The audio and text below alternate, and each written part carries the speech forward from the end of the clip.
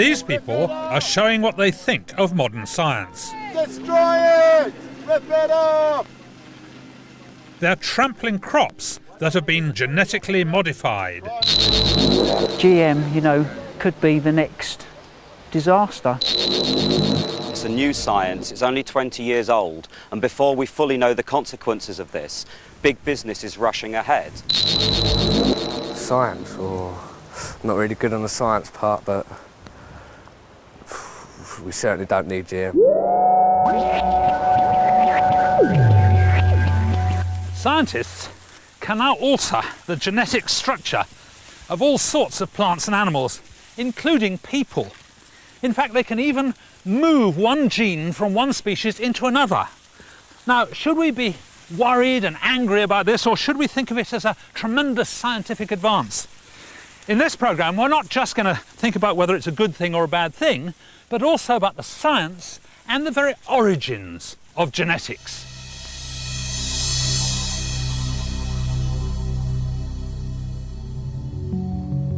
First, we need to go back 150 years to when Charles Darwin was pondering his theory of evolution.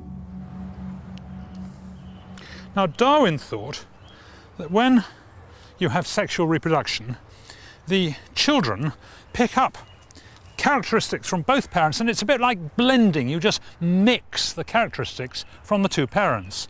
So it would be a bit like mixing, say, red and white paint. So you start with white paint, like that, and slop it on, and then you take a bit of red, like this, slop that on top, and you get pink, which is a nice mixture of red and white.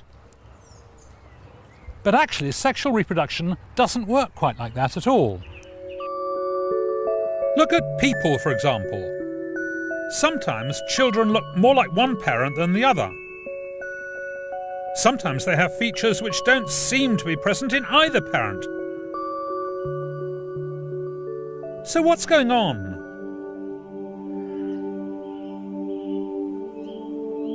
The person who came up with the answer to this question was not your typical scientist. He was a monk in what's now the Czech Republic, and he worked it all out by studying peas. Tens of thousands of peas. Gregor Mendel didn't set out in life wanting to become a monk, nor indeed to study vegetables.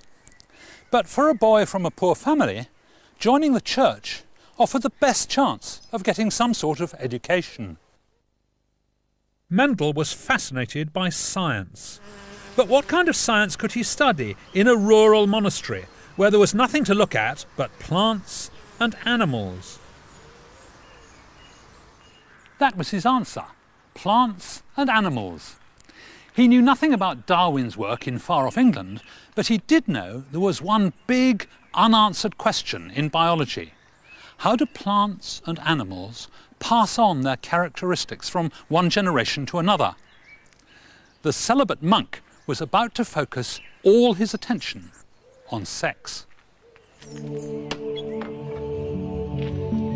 He wanted to study animals, but his bishop objected to his studying animal reproduction. So Mendel looked out at the large monastery garden and decided that this would be his laboratory, and his subject would be peas. Starting in 1856, Mendel embarked on what was to become an enormous series of experiments. He took different strains of peas and carefully recorded exactly what happened when they were crossbred. This is a seed catalogue that was produced at the time Mendel was trying to find different types of vegetables for his studies. And what do we have in particular here? Well, this plate on peas provides illustrations of 3 of the characters that Mendel actually worked with in his paper: flower colour, pod colour, and he also worked with whether the pod is beaded or straight. Mendel used a painstaking method for fertilising his plants, transferring pollen from the male part of one plant to the female part of another. Oh, you're castrating it? Absolutely. So then we go to the other flower, Yeah, which is over here. which is the red one. Pull that off. Pull it off. God, it's not very kind, is it, this sex business? No, it's rough and ready. Here we go. Right. And this is how Mendel did it, is it? Yes, same techniques really. Right. So this time we use the style of this one, which has already got pollen on, and use it as a paintbrush. You apply it. That's it. Sex in peas. And there we are. That's it. That's it. Mendel's research was incredibly thorough. Over 10 years, he studied more than 20,000 plants and kept detailed records. He bred generation after generation of peas, and he looked at how the various characteristics cropped up. Eventually, he noticed a consistent and remarkable pattern. What Mendel discovered was really weird. He took an absolutely true breeding red-flowered pea. He'd bred it for generations and it was always red. And he took also a true breeding white-flowered pea. And then he deliberately crossed these. And what he got was only red peas. It looked as if the white had been lost. But he didn't give up there. He let these ones self-fertilise. And in the next generation, well, it began to look as if the white had been lost. But then up popped the white again. And he bred thousands of them, and he got consistently a 3-to-1 ratio of red to white. Mendel had discovered a fundamental law of inheritance. When plants breed, each parent passes on a factor, a set of instructions for creating every one of the offspring's physical characteristics. Only one of these factors is activated, but the other factor lies dormant and can reappear in later generations. In 1866, his research was published. It should have been heralded as one of the great discoveries of the day. But it wasn't. Very few scientists were aware that somewhere in Eastern Europe, a monk was doing research into one of the greatest mysteries of biology. Very few read the paper where he published it in an obscure little journal. Mendel did send a copy to an eminent professor in Switzerland, but the eminent professor didn't think much of it and wrote back suggesting that Mendel should study even more peas and make sure he'd got his facts right. But not long after this, he became the abbot of his monastery and no longer had time for research. And he died with hardly anyone knowing about his discovery.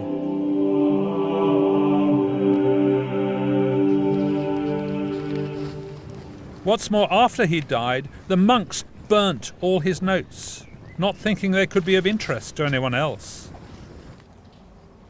But fortunately, his paper in the little-known scientific journal did survive. In 1900, a biologist stumbled across it in a library and realised Mendel had already found the answer to questions they were still asking more than 30 years later. Today, Mendel's factors are called genes. They determine every characteristic we inherit. Some characteristics are controlled by a single gene, some by several working together. Each cell in your body contains long strands of DNA. Each strand contains hundreds of genes arranged in a set order. Strands are packed up in bundles called chromosomes. Each species has its own unique sequence of genes, and the entire sequence is known as the genome. Now, that DNA sequence, the genome, can be worked out with the help of computers and printed out like this. This is part of the genome for the pea. I wanted them to print out the whole lot, but they said if they did that, the paper would fill the room. We wouldn't be able to get in here, let alone breathe. Anyway, once the whole sequence is sorted, the scientists can look at it and identify the genes. There are something like 20,000 genes even in the pea, and this might be the gene for controlling the colour of the flowers. Well, once they've identified those and isolated them, they can study them and see how they work, and then in principle they can modify them. They might be able to make a pea with purple flowers, and that is what genetic modification is all about. At this research laboratory, biologists have been developing a new kind of wheat.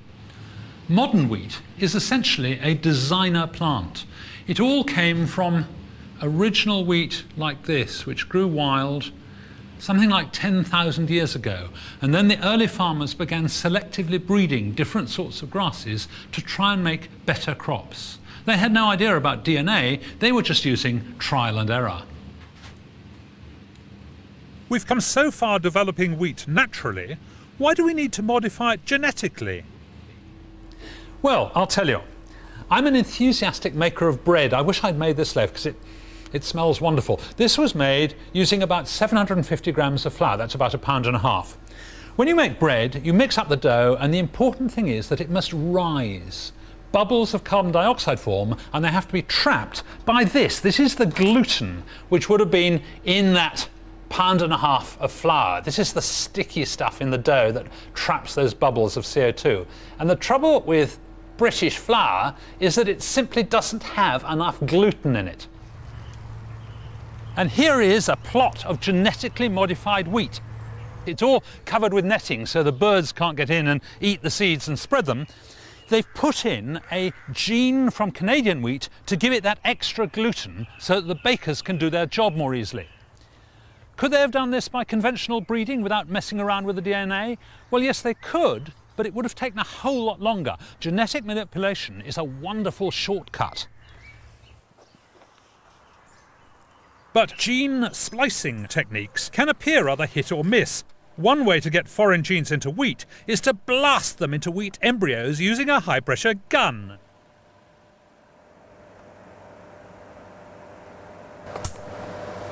Was that it? That fut? That was it. Right. And it's not only wheat they're working on. One of my favourite fruits is the banana. They taste really good, particularly with cereal in the morning, but more than that, they're brilliantly designed. Just look at the wrapper. It's colour-coded. If it's green, it's not ripe. If it's black, it's overripe. If it's yellow, it's going to be delicious. What's more, you can take the wrapper off easily like this, unlike those packets of crisps and things that you need scissors to get into, and then all you have to do is eat it. You don't even have to cut it up. Perfect. Full of life-giving vitamins and other goodies. So, why on earth would they want to change this humble banana? Are these real banana trees? They're actually not trees, they are actually herbs. Herbs? Herbs. Banana plants are herbs and not trees. And these are modified? Yes, these are modified. We turn off one of the native genes in the plant so that it won't go black in the supermarket or in your bowl at home. And also some genes are antifungal genes taken from onion and radish in order to try and protect the banana plants from fungal diseases. From onions? So are they going to taste of onions? No, they're not, because they don't have the genes for the taste actually taken from the onions. People say, you know, GM food is dangerous. Could they possibly be poisonous? All of these plants which are modified are all tested continuously all the time in order to make sure that they are not toxic, because that's the last thing we want. And what can be done with plants can also be done with animals. These fish are tilapia, originally from Africa. You won't find them in this country except in very fancy restaurants, but they're extremely popular in Asia, where millions of them are eaten every day. Here at the University of Southampton, they're trying to get them to grow bigger by giving them some genes from salmon. We're trying to improve tilapia as a food fish. So you'll see, I mean, this fish, for example, is the wild type. So this is the size which tilapia would normally be. Whereas the larger fish are also a year old. So here's a large one, here's another two. But there's a huge difference in size. Yes, there's a differential of about threefold. Right. And that's the result of the extra growth hormone gene. Do you think it's wrong to interfere with nature like this? I think that we've been meddling with nature for thousands of years. You know, you only have to think of what we've done to sheep, cattle and dogs, as it were, to see that we brought about great changes by selective breeding. And selective breeding means selecting the genes you want. But you do it in a slightly haphazard way because originally there was no alternative. Now there is an alternative. You can do it one gene at a time with a particular gene you want. But I don't see it as being a significantly different process. We've come a long way since Gregor Mendel and his peas. Science seems to have got more complicated. It's all mixed up with difficult questions like, should we be interfering with nature?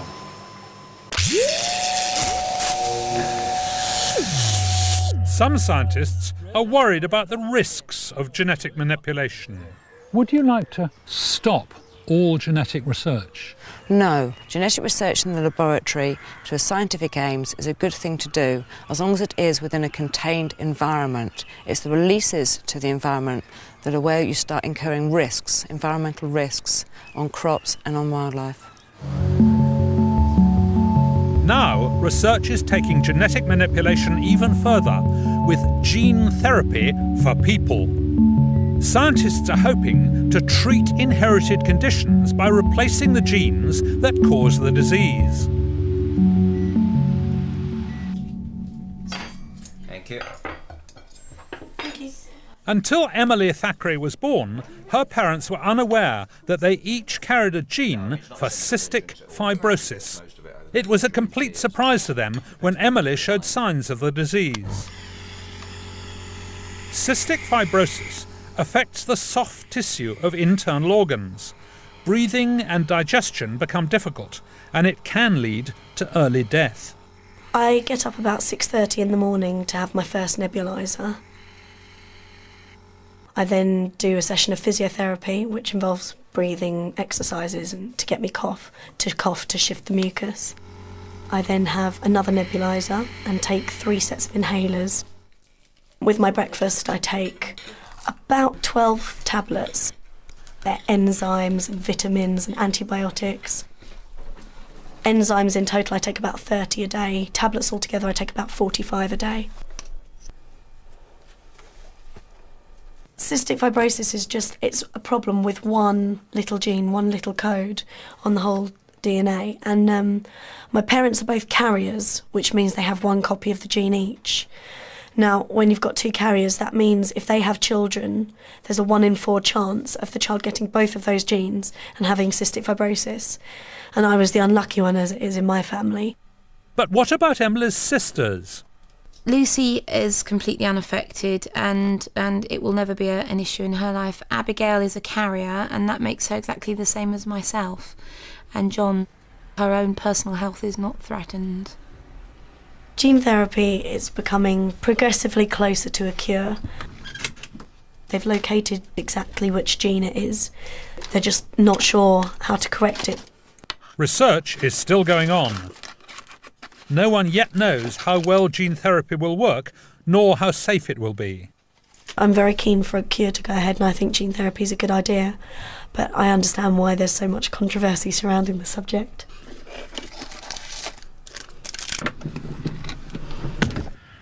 So what began as a monk studying peas in a garden has turned into a worldwide genetic experiment with benefits and risks. Whether we like it or not, genetic science is going to affect all of us. What do you think about it? Can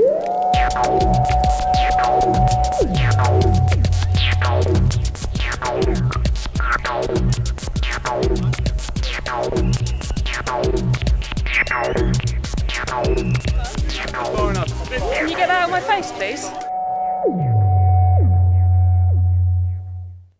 Only 20 years old, and before we fully know the consequences of this, big business is rushing ahead. Science, or not really good on the science part, but we certainly don't need GM. Scientists can now alter the genetic structure of all sorts of plants and animals, including people. In fact, they can even move one gene from one species into another. Now, should we be worried and angry about this, or should we think of it as a tremendous scientific advance? In this programme, from the 2 parents. So it would be a bit like mixing, say, red and white paint. So you start with white paint, like that, and slop it on, and then you take a bit of red, like this, slop that on top, and you get pink, which is a nice mixture of red and white. But actually, sexual reproduction doesn't work quite like that at all. Look at people, for example. Sometimes children look more like one parent than the other. Sometimes they have features which don't seem to be present in either parent.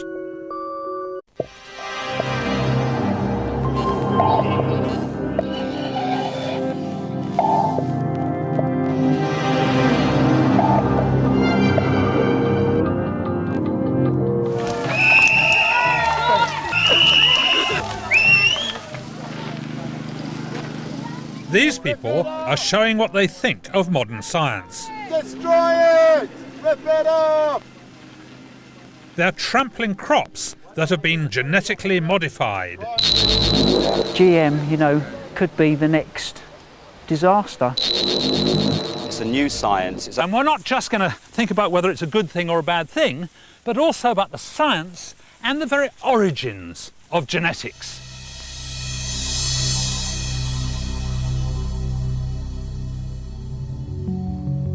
First, we need to go back 150 years to when Charles Darwin was pondering his theory of evolution. Now, Darwin thought that when you have sexual reproduction, the children pick up characteristics from both parents, and it's a bit like blending. You just mix the characteristics. So what's going on?